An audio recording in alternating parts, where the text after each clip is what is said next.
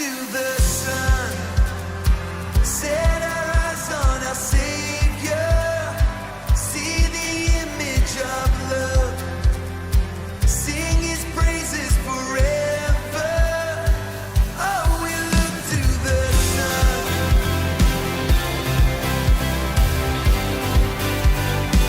Oh, we look to the sun. This morning we want to continue our Strengths Finder series. We've covered about half of the strengths. Gallup has developed 34 themes that are prevalent in each one of us, and they've ordered them. And there's an online assessment of about 129 questions. Takes about 45 minutes to give you your top 5. And this morning we're going to talk about my number 4, which is connectedness. People who are especially talented in the connectedness theme have faith in the links among all things. They believe there are few coincidences and that almost every event has meaning. In other words, those who are especially talented in the connectedness theme build bridges between people and groups, showing them how to relate and how to rely on one another. They help others find meaning in the unpredictability of life and the world around them. And they provide a sense of comfort and stability in the face of uncertainty. Putting it simply, their ability to connect the dots from the past, the present, and the future can give others perspective, guidance, and hope. They have the unique ability to connect the dots between what's happening now with deep personal meaning. In other words, they're able to see the big picture of what's going on. Job was chosen as connectedness. Job lived a very long time ago. Job had a wife. He had 10 children. He had good health. And he had plenty of wealth to live a very comfortable life. And Job gave thanks to God for all that had been given to him. But then, Job was put to the test. You see, Job was put to the test to see if he would remain thankful and praise God, even if all the things that he'd been given were taken away. Or to see if he would only worship God because God gave him all these things. First, thieves broke in and stole a good portion of his possessions, and then a natural disaster destroyed all the rest. Then, before the insurance adjuster had time to appraise the damage, a far worse calamity hit Job. For the house where his children were all gathered collapsed in a great windstorm, and all of them were killed. As Job thinks about his present condition, he thinks about all that he had and all that has just been taken away. Now, the devil was sure, very sure, that Job would curse God and die. The devil was also sure that Job was more attached to the things and people in his life than he was to God himself. But instead of cursing God, Job says this: "Naked I came from my mother's womb, and naked shall I return there. The Lord gave, and the Lord has taken away. Blessed be the name of the Lord." In all of this, Job did not sin, nor did he charge God with any wrong. Then Job became ill, and he lost his good health.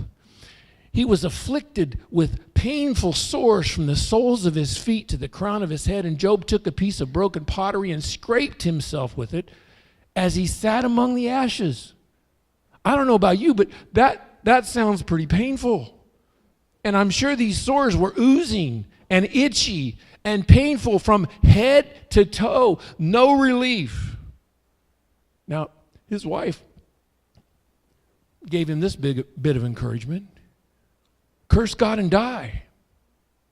That's what she said.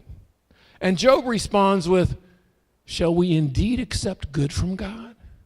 And shall we not accept adversity? In all this, Job did not sin with his lips. But questions still lingered. Job, like many of us, wanted clarity about this current state, about his current conditions. It's not a sin to ask God questions. It's not a sin to plead our case before God. It's okay to ask, why? Why did this happen? What did I do wrong? What did I do to deserve this? Is God punishing me? You see, Job has these three friends that come to comfort him. And they weren't any more supportive, basically, than his wife to some degree. And I heard a preacher one time describe these three. The first was described as a charismatic who believed in the faith teaching. The second one was described as an independent Baptist. And the third one was described as a Calvinistic Presbyterian. They believed that God is a good God. Okay? And that because God is a good God, that he would never allow evil to happen to a good man. In other words, Job, God's punishing you. Job, what did you do? You must have sin in your life. You're to blame, Job. You need to get right with God. Now, even though Job had believed this going into this test, he couldn't accept what they were saying. And he was hurt by what they said because Job was a blameless and upright man who feared God and shunned evil. Job was a man of integrity. Now, why would God allow this to happen to a man of integrity? What did I do to deserve this? Do I blame God? Is it God's fault?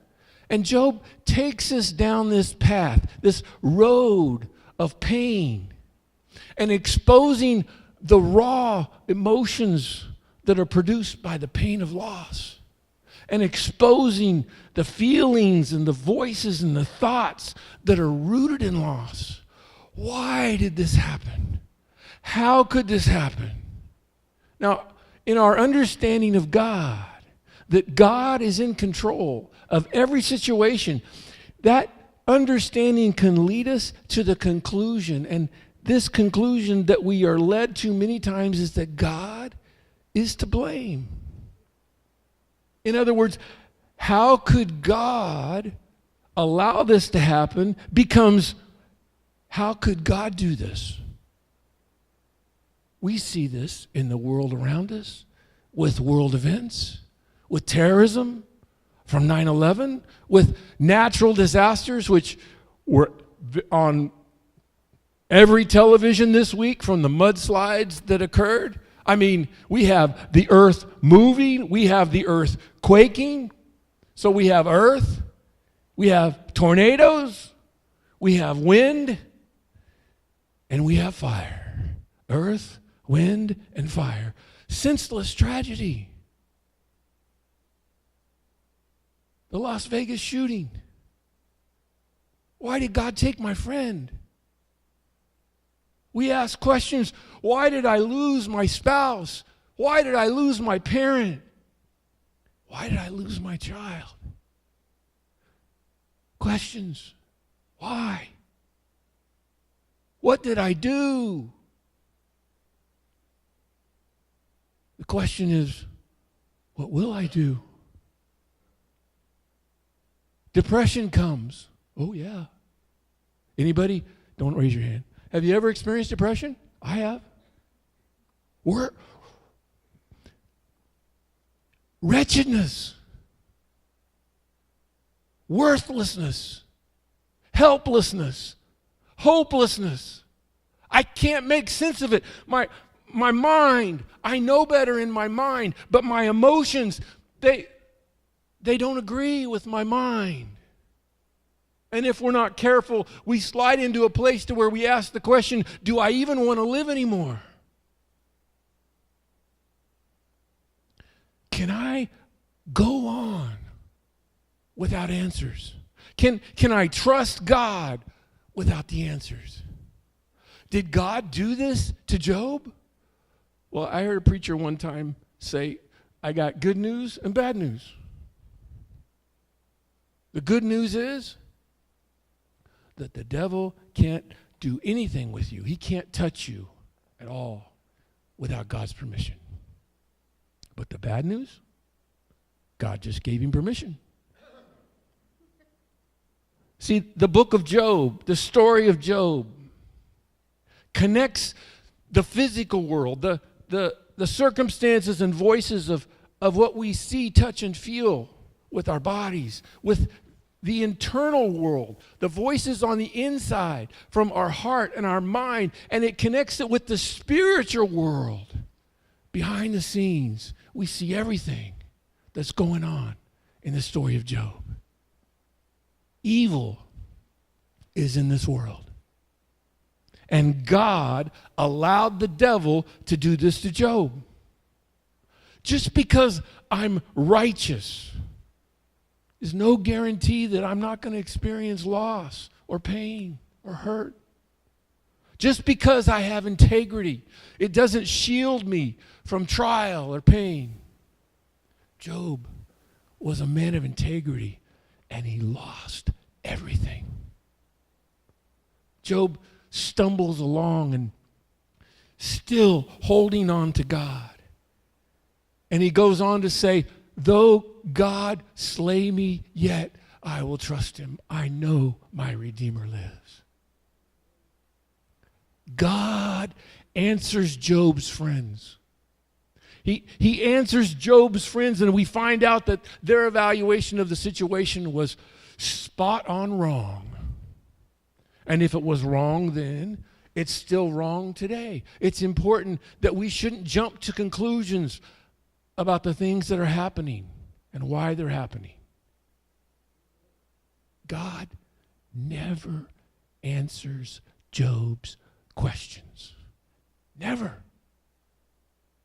What God does, the answer that God does send to Job is he answers Job by presenting his majesty.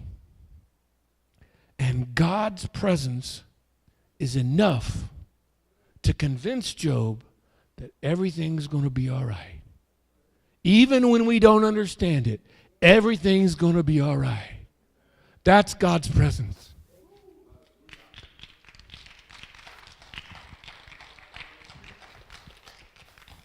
People who are especially talented in the connectedness theme have faith in the links among all things. They believe there are few coincidences and that almost every event has meaning. Next week, we're going to learn about analytical. And analytical is about measurement. It's like the opposite of connectedness. Because analytical is one about proving the truth. It has to prove the truth. Connectedness accepts the mystery. Things rarely happen by accident. Sweetie, Allie, what is it, baby? Are you choking? I think she's choking. Allie, Can come you on. Hey, sweetie, just breathe on me, okay? Allie. Everybody, please just give her some space. Allie, I'm right here. Come on, honey, come on. Hey, baby, it's gonna be Somebody help us, please! Call an ambulance! It's okay, baby. I'm Look right at here. Dad, you okay? Okay, breathe for me. You're gonna be all right. Baby, I'm right here. I don't know what to do. I love you, sweetheart. Just Can't breathe. quick, Allie, please. Okay, just stay calm. Come on, Allie, over me. Calm, honey. Can you do that? I can't breathe, baby.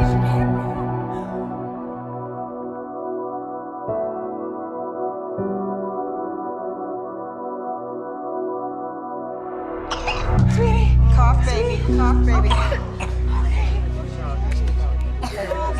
She's coughing. She's fine now. She's fine. Okay, just breathe. Thank you so much. Thank you. I don't know how to thank you. Come here, baby. Come here. You don't have to thank me. I'm a nurse at Mercy Hospital. She's gonna be fine now. We are so lucky. Well, it's not luck. It's Jesus. My husband and I were on our way to another restaurant tonight. Something told me I need to be here. Wow, thank you. Leslie, Alfie Davis. I'm not gonna forget you. God bless you. Just keeping it interesting, huh? I am grateful for what that woman did tonight. Obviously. But it's a coincidence. It didn't mean anything. How can you say that? She was going to another restaurant and something made her come to ours. You think that means nothing? I know it means nothing. Can I tell you what it means? It means that we would have lost Allison. If that woman hadn't been there, we would have lost her. Our whole world would have changed forever. Yes, but it didn't. Okay? We're all okay. Everyone's okay. I have not been able to stop thinking about it. What if you hadn't been there? There is no what if with God. You're so sure. How can you be so sure? Do you really want an answer to that? Please. What is it that Lee believes in again? Just the facts. I've always been kind of curious, but lately, you know, having Allison and now it's just starting to seem more important to know. And I don't believe that it was a coincidence that you came to the restaurant. I don't, so what do I do with that? What do you think you should do with it? I don't know. I've just spent most of my life feeling like God is a million miles away. Oh, no, sweetheart. God is not a million miles away. He's right here, right now, waiting for you to talk to him.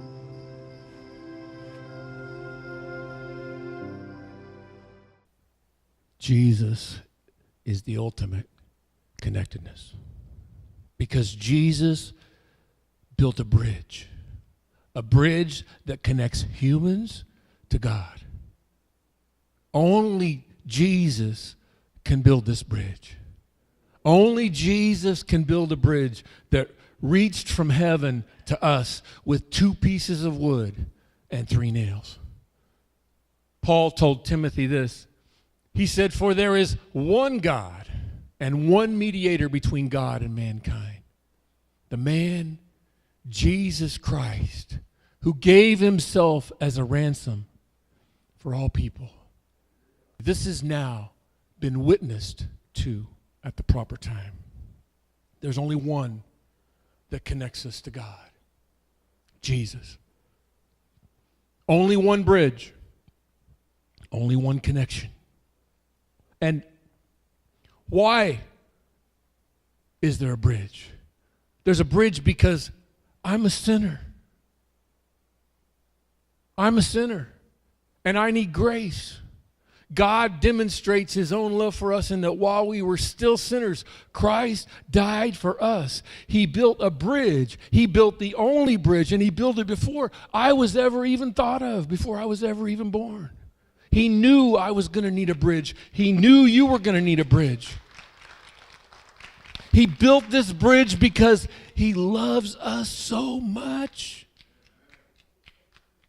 How do I access this bridge?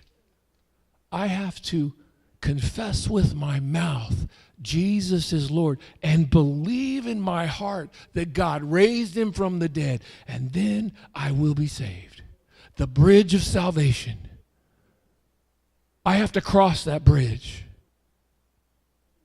I cross that bridge by believing in him, Paul goes on to say, for it is with your heart that you believe and are justified, and it is with your mouth that you confess and are saved.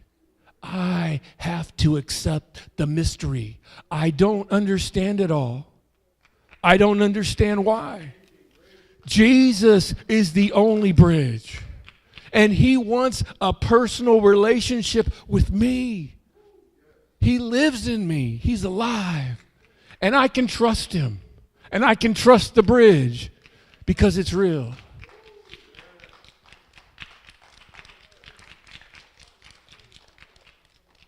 My question for you this morning is God's presence enough to convince you and me that everything is going to be all right, even when I don't understand it? Even when my strength is lost, even when my fight seems lost, even when I have no song,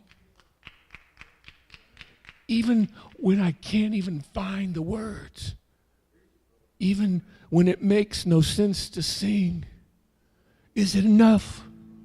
I will always sing your praise. Even when I have no song, I'll praise you. Even when it's hard to find the words louder than I'll sing your praise. I will only sing your praise. Is his presence enough? Because we're not always going to get the answer. We're not always going to know why. But he promises that he'll be with us. You know, Revelation 3:20 says, behold, Jesus said, I stand at the door and knock. He stands at your heart's door and he wants to come in. He wants to be there with you. He wants to reveal himself to you. Do you know that in the bottom, the lowest parts of my life, he's met me? He's been there. His promises are true. I can trust him. Do I trust him? Is it well with my soul? Is it well? I don't know where you're at this morning. I don't know what you've been going through. But he's here. And he does. And you know. And you feel him. Can I let go of my stuff? Can I let go of all the unanswered questions and say, Lord, I'm just going to trust you? I got nothing else. No place else to go but you. Through it all, my eyes are on you. And through it all, it is well. And through it all, my eyes are on you. And it is well.